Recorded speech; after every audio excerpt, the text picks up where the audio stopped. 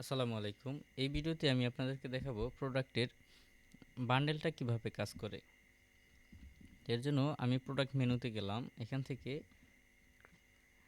এখানে উদাহরণস্বরূপ আমার হচ্ছে খেজুর বাদাম বরফি প্লাস পিওর হানি এই দুইটা আমার আছে। এই দুইটা টোটাল মিলিয়ে হচ্ছে 2200 টাকার দাম আসে।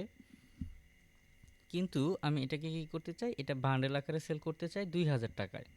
তো এটাকে কিভাবে করব সিস্টেমটা এটা একটু দেখিয়ে দেব। তো এর জন্য আমি হচ্ছে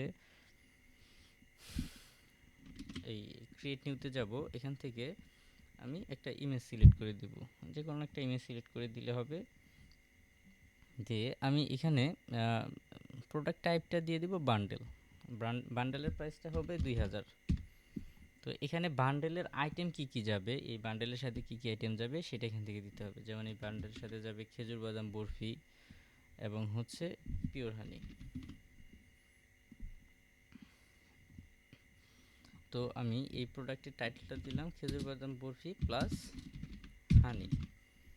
তাহলে আমি এটা ক্রিয়েট করে দিলাম। তাহলে কি হবে, এখন যদি আমি এই প্রোডাক্ট লিস্টে আসি, এখানে কিন্তু দেখব এই অ্যাভেলেবল স্টকের সেকশনে এর কিন্তু কোনো স্টক নাই, এর নিজস্ব কোনো স্টক নাই। যেমন এটা যদি এখন অর্ডার প্লেস হয়, তাহলে এক কোয়ান্টিটি সেল হলে একটা খেজুর বাদাম বরফি এবং একটা হানি কমে যাবে। এভাবে কাজ করে। একইভাবে এই জিনিসটা কিন্তু ভেরিয়েবল প্রোডাক্টের ক্ষেত্রেও কাজ করে। যেমন আমি যদি এখানে ভেরিয়েবল বান্ডেলটা দেই, ভেরিয়েবল বান্ডেল এক্সাম্পল আমি সাইজ সিলেক্ট করলাম, দুইটা ভেরিয়েবল নিলাম, একটা হচ্ছে এক্সএক্সএল আর একটা হচ্ছে এক্সএল।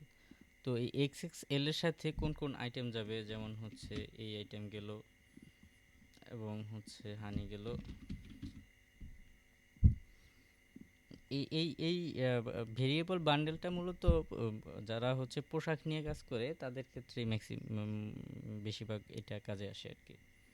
তো এই এক্সেল এর সাথেও কোনটা কোনটা যাবে সেটাও আমি এখান থেকে আলাদা আলাদাভাবে ডিফাইন করে দিতে পারবো। তো এইভাবে মূলত বান্ডেলটা কাজ করে।